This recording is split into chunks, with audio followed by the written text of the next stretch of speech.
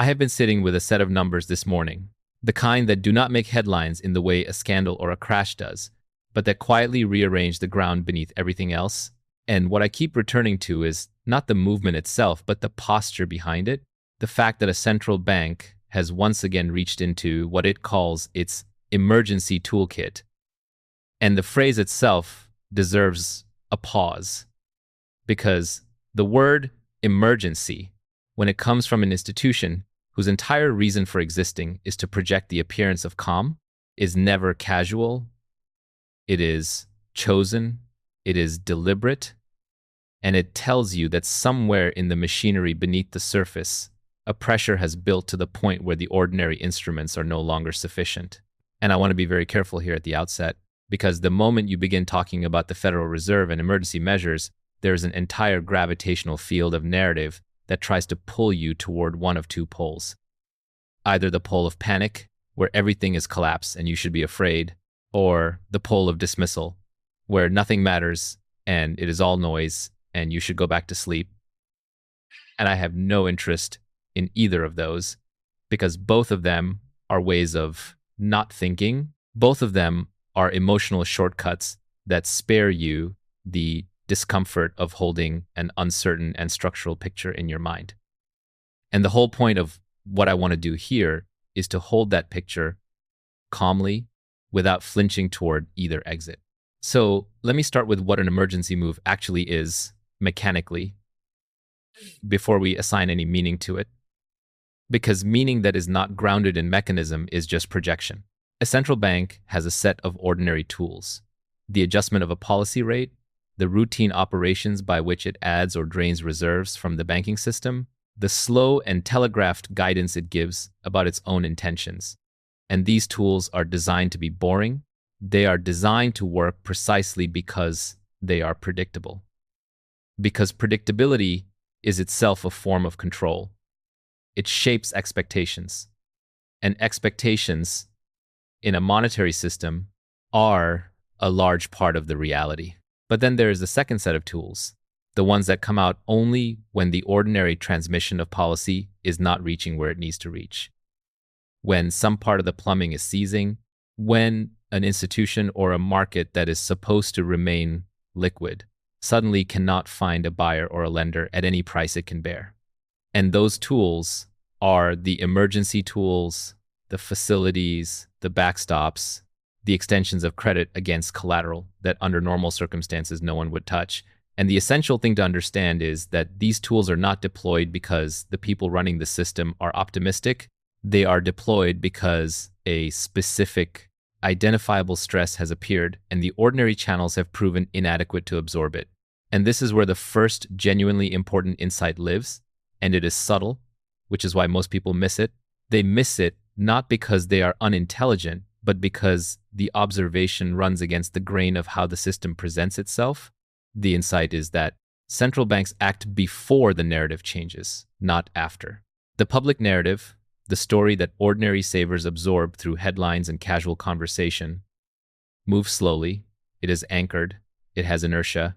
It is still describing the world as it was 6 months or a year ago, because human beings update their models of stable things reluctantly, and rightly so in most of life, because most stable things stay stable. But the institution sitting at the center of the plumbing does not have the luxury of that inertia. It sees the flows in real time. It sees which counterparties are struggling to roll over their obligations. It sees the widening in some obscure spread that will never make the news. And so it acts quietly, structurally, on information that has not yet been metabolized by the public story. And this creates a strange and revealing gap, a gap between what the system is doing and what the story is saying. And if you learn to watch that gap, to read the actions rather than the reassurances, you are reading the truth of the situation ahead of the crowd, not because you have secret information, but because you are paying attention to a different and more honest signal. Now, I want to draw the distinction that sits at the very heart of all of this, because without it, everything else becomes muddled. And that is the distinction between liquidity and solvency. and I will try to make it as clean as I can. Liquidity is about timing. It is the question of whether you can meet your obligations right now, today, with what you can access right now, today, and a perfectly sound institution, one whose assets genuinely exceed its liabilities, can still face a liquidity crisis if those assets cannot be converted into cash quickly enough to meet a sudden demand. And this is the classic bank run, where the fear itself, the simultaneous demand for cash, creates the very shortfall that everyone feared, even when the underlying position was fine. Solvency is a deeper thing entirely. Solvency is about whether the assets are actually worth more than the liabilities at all. Whether the thing is fundamentally sound or fundamentally underwater. And the reason this distinction matters so enormously is that emergency liquidity tools are designed, in theory, for liquidity problems. They are designed to be a bridge across a moment of timing so that a solvent institution does not fail merely because of a temporary freeze, and that is a legitimate and even noble function. But here is the difficulty. Here is the genuinely uncomfortable part. In the moment, in the heat of a crisis, it is extraordinarily difficult to tell a liquidity problem from a solvency problem. They wear the same clothes, they arrive with the same symptoms, and so the emergency tools, which are justified as liquidity bridges, end up being deployed in situations where the real question, the solvency question, has simply been deferred rather than answered, and deferral is not resolution. Deferral is the act of moving a problem forward in time.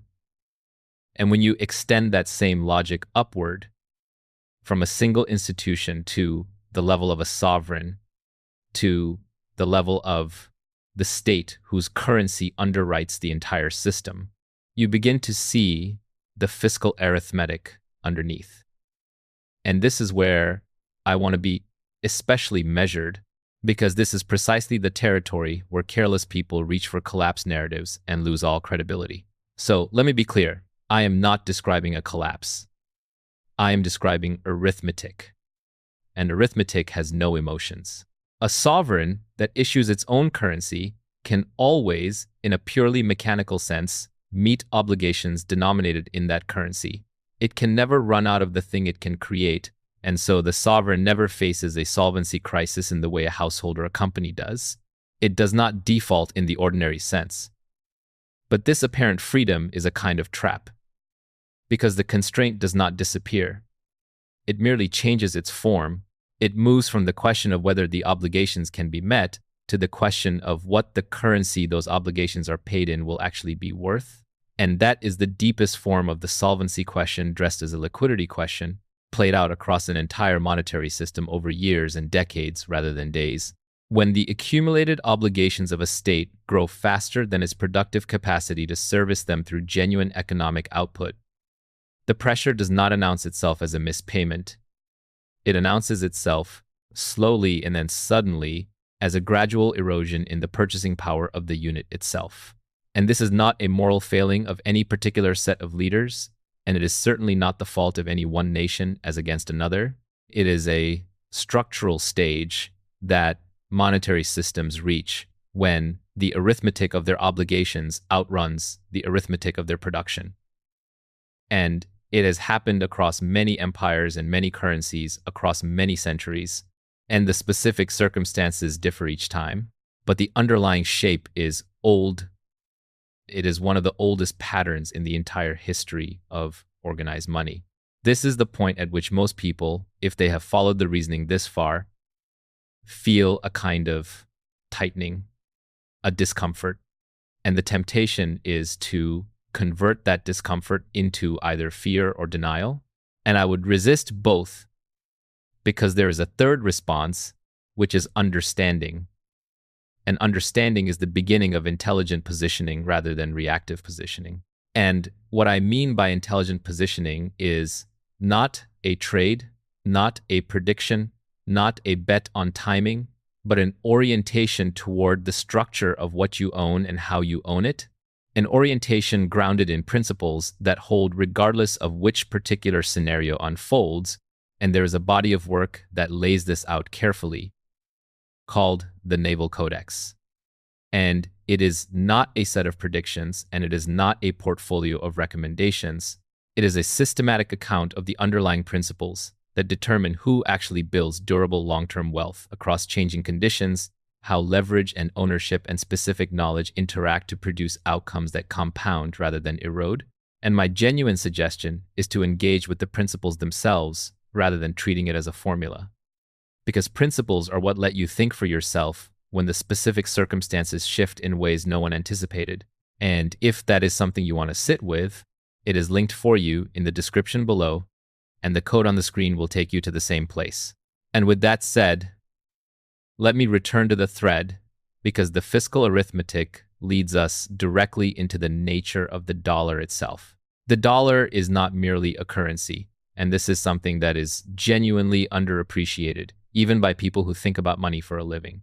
The dollar is the reserve asset of the entire global system. It is the unit in which the majority of international trade is invoiced, the unit in which the majority of cross-border debt is denominated, the unit that central banks around the world hold as the ballast of their own reserves, and this gives it a position of extraordinary structural privilege, a privilege that has been called, at various times and by various observers, an exorbitant one, because the issuer of the world's reserve currency enjoys a demand for its money that extends far beyond its own borders and far beyond what its own economy alone would generate, and that external demand allows it to sustain arrangements, to run deficits, to carry obligations that would be impossible for any ordinary sovereign whose currency stopped at its own borders.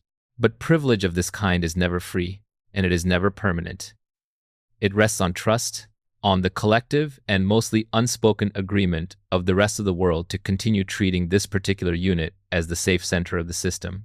And trust of that kind is a strange asset because it is enormous and it is invisible and it is slow to build and it is capable of eroding at the edges long before it visibly breaks at the center. And what the emergency tools reveal, when you read them structurally rather than reactively, is that the center is under a kind of continuous pressure that the ordinary story does not capture, a pressure that requires ever more frequent and ever more creative intervention simply to maintain the appearance of the stability that everyone has come to assume. And I want to insist again on the measured frame here, because this is exactly where the analysis can go wrong. I am not saying the dollar is about to be dethroned. I am not naming a rival that is about to replace it. In fact, one of the most important things to understand is that the absence of an obvious replacement is itself part of why the current arrangement persists far longer than the arithmetic alone would suggest. Incumbency in monetary systems is extraordinarily sticky. The network effects are profound. The alternatives each carry their own structural weaknesses. And so what we are looking at is not a switch that flips, but a system under sustained structural pressure, a system in which the cost of maintaining the center rises quietly over time, and where the maintenance itself, the very tools used to preserve stability, gradually change the character of the thing being preserved. Because every emergency intervention, every expansion of the balance sheet, every extension of credit against ever more generous terms subtly alters the nature of the currency. It moves it further from being a neutral measuring stick and closer to being an instrument of policy. And a measuring stick that is also an instrument of policy is a measuring stick whose length can change, and a savings held in a unit whose length can change is a savings exposed to a risk that most savers never explicitly chose and never explicitly understood. Which brings me to the ordinary saver. And this is the part I find genuinely poignant. Because the ordinary saver, the person who has done everything they were told was responsible, who worked and earned and set money aside and held it in the safest, most conservative form they could find, which is to say, cash and instruments denominated in cash. That person believes they have taken no risk. They believe they have opted out of the casino. They believe that by holding the unit itself, rather than any volatile asset, they have chosen safety. And this belief is one of the most quietly consequential errors in the entire landscape of personal finance, because to hold the unit is not to escape risk. It is to take a very specific and concentrated position. It is to bet the entirety of your stored labor on the continued purchasing power of a single instrument issued by a single system that is under exactly the kind of structural pressure we have been describing. There is no neutral position. This is the thing that almost no one internalizes. There is no place to stand that is outside the system. Cash is not the absence of a bet. Cash is a bet. It is a bet on the issuer. It is a bet on the arithmetic holding. It is a bet that the slow erosion will remain slow and will never turn into the sudden phase. And it may well be a bet that pays out for a long time, longer than the pessimists expect. But it is a bet, and the tragedy is that the people making it most heavily are precisely the people who believe they are not betting at all. The cautious ones, the responsible ones, the ones who are trying hardest to be safe. And the reason this error is so persistent, the reason it survives even when it is pointed out, brings us to the psychological dimension, which I think is more important than any of the monetary mechanics. Because the mechanics are knowable, the mechanics can be learned, but the psychology is what determines whether the knowledge is ever acted upon. Human beings are built to assume that the recent past is a reliable guide to the near future. And in the ordinary business of life, this is a sound and even necessary assumption. It would be exhausting and paralyzing to treat every stable thing as though it might suddenly transform. And so we develop a deep and mostly unconscious trust in continuity. We assume that the money that worked yesterday will work tomorrow, that the arrangements that have held for our entire lifetime are simply the way things are, rather than a particular configuration that emerged at a particular time and can therefore end at a particular time. This is what I would call the psychology of normalcy, and it is not stupidity. It is the ordinary and healthy functioning of a mind optimized for a stable environment, but it becomes a genuine vulnerability precisely at those rare inflection points where the environment is not stable, where the ground is actually shifting, because at exactly the moment when updating your model would be most valuable, the psychology of normalcy is working hardest to prevent you from updating it. And this is the deep reason that monetary transitions catch so many people so completely unprepared, not because the information was hidden, but because the information contradicted a stable assumption that the mind was strongly motivated to protect. There is a whole history to how these transitions actually unfold. And it is worth studying not as prophecy, but as pattern. Because the specific circumstances of each episode differ enormously, while the underlying structure repeats with a kind of eerie consistency, and there is a framework that traces exactly this, called Dragon Pivot, which examines how monetary transitions have historically played out and how intelligent actors in each era position their assets to preserve wealth through the discontinuity rather than being caught flat by it. It is not a forecast of dates, and it is not a prediction of any single outcome, and it is certainly not a doctrine of doom. It is a study of the shape of these transitions, the reserve currency dynamics, the way inflation and monetary reordering have moved through history, and what the pattern teaches about positioning. And I would encourage anyone genuinely serious about this to take the underlying dynamics seriously, rather than reaching for either reassurance or alarm, because the pattern rewards the clear-eyed and punishes the emotional. You will find it linked in the description below, and the code on the screen leads directly to it should you wish to explore it. And having said that, I want to develop the idea of positioning more fully because it is easy to gesture at and genuinely hard to do well. The heart of intelligent positioning through structural uncertainty is a concept I keep returning to across every domain, which is optionality, the deliberate cultivation of a position that benefits from a wide range of outcomes and is destroyed by none of them. And this is a fundamentally different orientation from prediction. Prediction says, I know what will happen, and I will place my resources accordingly. And prediction is a fool's game in a complex system because the number of variables exceeds anyone's capacity to model them. Whereas optionality says, I do not know what will happen, and I will arrange my affairs so that I remain resilient and even advantaged across the plausible range of what might happen. And this reframes the entire question. It takes it away from the anxious search for the one right answer, which asset will save me, and moves it toward the calmer and more durable question, how do I structure what I own so that no single failure of the system can destroy me and so that I retain the capacity to act when others cannot? Optionality in this deeper sense is not merely about holding a diverse basket of things.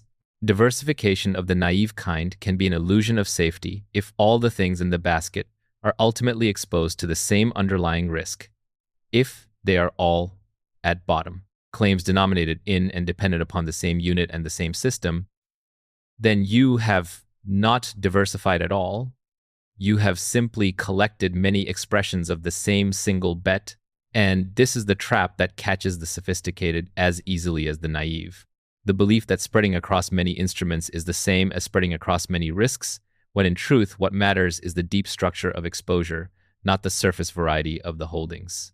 And this leads directly into the distinction between kinds of assets, which I think is the most concrete and practically useful part of this entire reflection. The distinction between assets that are fundamentally financially engineered and assets that are fundamentally productive, because on the surface they can look similar. They can both appear on a statement as a number. They can both be described as wealth, but their behavior under structural stress could not be more different. A financially engineered asset is one whose value derives primarily from a chain of claims and counterparties, from the promise of one entity to another, from a structure of leverage and obligation that functions beautifully in ordinary conditions, and precisely because it functions so beautifully, invites more and more weight to be placed upon it, until the very conditions that made it stable become the conditions that make it fragile. And when the system undergoes stress, these assets can discover, sometimes very suddenly, that the chain of claims on which they rested had a weak link, that the counterparty behind the counterparty was not as sound as assumed, that the whole structure was a set of promises resting on other promises. A productive asset is a different kind of thing entirely. It is something that generates real value in the world, regardless of the financial weather. A genuinely productive enterprise, real capability, ownership of something that people will continue to need and to pay for because it satisfies a real demand through real output rather than through financial arrangement. And the great virtue of productive assets in a period of structural monetary pressure is that their value is anchored to the real economy rather than to the integrity of the monetary superstructure. And so when the unit of account itself is being eroded, the productive asset reprices in the new unit and preserves its essential worth, because it was never merely a claim. It was always a thing that does something. This is where ownership versus labor returns as a theme, because the person who owns productive capability is positioned entirely differently from the person who merely sells their labor for units of a currency. And I want to be careful, because there's nothing dishonorable about labor. Labor is the foundation of everything. But labor has a structural weakness in a period of monetary erosion that ownership does not. The wage is denominated in the unit, and it adjusts, if it adjusts at all, with a lag, always behind the erosion rather than ahead of it. So the laborer is perpetually running to stand still, receiving more units that each purchase less, while the owner of productive capability holds something whose value is tied to the real output it generates, and therefore tracks the real economy rather than the eroding unit. And this is one of the oldest divergences in the whole history of wealth, the divergence between those who own the productive base and those who rent out their time. And it becomes most consequential, most visible, most determinative of long-run outcomes, precisely during those periods when the monetary unit is under structural pressure, because that is when the difference between owning a real thing and holding a claim on units is no longer academic. It becomes the difference between preserving decades of accumulated effort and watching it quietly dissolve.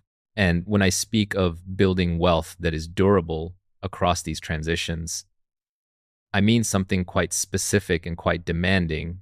I mean wealth that is structured to survive not just a market cycle, but a change in the monetary regime itself. Wealth grounded in real productive assets and in genuine institutional protection rather than in financial engineering. And there is a framework devoted precisely to this, called the sovereign vault, which is concerned with how one builds wealth that is durable enough to be generationally significant. Wealth anchored in real productive capability and in real, robust institutional structures, rather than in the clever but fragile arrangements of financial engineering that look impressive until they are tested. It is not a scheme, and it is not a shortcut, and it makes no promise of ease. It is a framework for thinking rigorously about the architecture of lasting wealth, about what actually survives when the surrounding system is under strain, and I would genuinely encourage anyone who has followed the reasoning to this point to engage with those underlying principles directly and to build from them rather than merely admiring them. Should you wish to look into it further, it is among the links placed in the description below, and scanning the code shown on screen will bring you straight to it. Now let me take the thread deeper still, because there is a dimension underneath all of this that I have not yet fully drawn out. What we are really discussing beneath the mechanics and the arithmetic and the asset structures is the relationship between time horizons and the ability to see, because everything I have described becomes visible only when you extend your horizon far enough. On a horizon of days or weeks or even months, none of this is legible. The currency works. The prices are stable enough. The system functions. And anyone who tries to act on structural concerns over that horizon will look foolish and will probably be foolish, because on a short horizon, the noise overwhelms the signal completely. The slow erosion is invisible against the daily fluctuations, and the emergency interventions succeed in exactly what they are designed to do, which is to preserve the appearance of normalcy in the immediate term. But extend the horizon to years and then to decades, and the structural picture emerges from the noise the way a coastline emerges as you rise above it. The slow erosion becomes undeniable. The accumulating obligations become a shape rather than a series of isolated events. The pattern of ever more frequent intervention becomes a trend rather than a coincidence. And this is why the capacity for long-term thinking is not merely a virtue in the abstract. It is quite literally an instrument of perception. It is the lens without which the most important features of the landscape simply cannot be seen. And most people cannot hold the long horizon, not because they are incapable of it in principle, but because the entire architecture of modern life is engineered to compress their attention into the immediate. The news cycle operates in hours. The markets are quoted in real time. The incentives of nearly every institution that competes for our attention are aligned toward the short, and so the very faculty that would allow a person to see the structural picture is the faculty that is being most systematically eroded, which is a genuine and rather profound irony that the ability to perceive slow-moving structural risk is itself a slow-moving casualty of the same acceleration that makes such risk harder to manage. And here I want to circle back to that phrase I have used deliberately more than once, slowly and then suddenly, because it captures something essential about how these transitions are actually experienced, which is fundamentally different from how they are actually structured. Structurally, the change is almost entirely gradual. The pressure builds over years and decades. The erosion accumulates increment by increment. The obligations compound quietly. The interventions grow slowly, more frequent, and slightly more creative. And for the overwhelming majority of that time, nothing appears to be happening at all, which is precisely why the psychology of normalcy is so well justified for so long. Because for so long, normalcy is in fact the correct read. But structural pressure that builds gradually does not release gradually. It releases in a phase change, in a threshold effect, in a sudden and often shocking revaluation that seems to come from nowhere, but was in truth the accumulated result of everything that was building invisibly the entire time, and the people who experience the sudden phase always describe it as though it appeared without warning, as though it were unforeseeable, when in fact it was the most foreseeable thing in the world to anyone who had been reading the structure rather than the story. And this gap between the gradualness of the cause and the suddenness of the effect is the single most important thing to understand about the entire subject, because it explains why preparation is always possible and yet almost never undertaken. The preparation is available during the long, slow phase when it does not yet feel necessary, and it becomes impossible during the sudden phase when it finally feels urgent. The window for acting and the feeling that action is needed are almost perfectly misaligned in time. And that misalignment is not an accident, it is the very nature of the thing. I find a strange kind of equanimity in understanding this, and I want to convey that equanimity rather than the anxiety that this subject usually produces. Because once you genuinely internalize that the structure is gradual and the release is sudden, and once you accept that you cannot know the timing and should not try to, the entire posture of anxiety becomes pointless. And what replaces it is something much calmer and much more useful, which is a settled orientation toward resilience, a decision to structure your affairs sensibly, not because you are predicting the sudden phase, but because you understand that it is a feature of the system and you would simply rather be positioned for it than against it. In the same way that a person who understands the ocean does not live in terror of storms, but also does not build their house below the tide line. They simply arrange things wisely and then live calmly. I think is the mature relationship to structural risk, neither the denial of the psychology of normalcy nor the panic of the collapse narrative. But a third thing, a clear-eyed, patient, unhurried arrangement of one's position, made calmly during the long, slow phase, precisely so that one never has to make it frantically during the sudden one. And I would add that there is something almost spiritual in this, though I use that word carefully, because the deepest form of security has never actually come from the accumulation of any particular asset. It has come from the understanding of how the system works, from the possession of what I would call specific knowledge about the real mechanics of wealth and value and time. And this is a kind of wealth that cannot be eroded by any monetary transition. It cannot be inflated away. It cannot be defaulted upon. It travels with you across any regime, and it regenerates any specific position you might lose. And this is why when people ask what the single best preparation is for a period of structural monetary pressure, my honest answer is not any particular asset at all. It is understanding. It is the clarity that lets you see the structure while others see only the story. Because that clarity is what generates good decisions across every possible future rather than one lucky decision that happens to fit a single predicted one. And understanding is the one form of capital that compounds without limit and that no emergency toolkit can ever debase. So let me draw all of this back down to the concrete, back to where I began, to the numbers and the posture and the quiet reach into the emergency toolkit, because I do not want to leave this in the realm of the abstract when its entire value is in how it changes the way you look at the ordinary thing in front of you.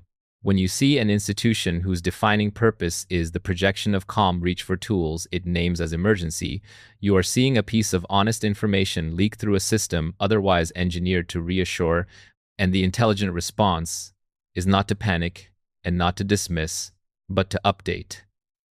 Gently, a single degree, your understanding of where in the long structural arc the system currently sits, and to ask yourself the only question that ultimately matters, which is not what will happen and when, because that is unknowable, but rather, how am I positioned? What am I actually holding? Is it a real productive thing, or is it a claim? In a chain of claims, is my wealth anchored to output or anchored to the integrity of a unit under pressure? Do I have optionality that survives a range of outcomes? Or have I unknowingly concentrated everything into a single quiet bet on continuity? And these are questions you can answer calmly today, in the long, slow phase, while there is time, and while the answering costs you nothing but a little discomfort and a little honesty, because in the end, monetary regimes are among the most durable seeming and most impermanent things human beings have ever built. They feel eternal from the inside, and they turn out every single time across all of history to have been temporary particular configurations that arose to meet the conditions of their moment and then gave way when those conditions changed. And the people who navigated each transition with their wealth and their dignity intact were never the ones who predicted the timing, because no one predicts the timing.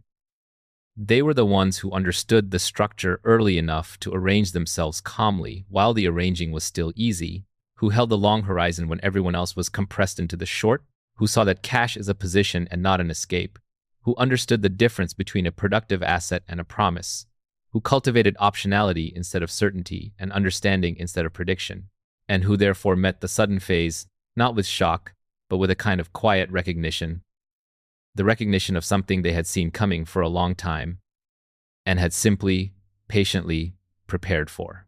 Monetary regimes change, slowly, and then suddenly, and the preparation was always available, quietly, unglamorously, to anyone who was willing to look, while the looking was still calm and the hour was still early, and it remains available now, in exactly the same way it always has, to those who are willing to see the structure beneath the story and to act without fear and without haste on what they see.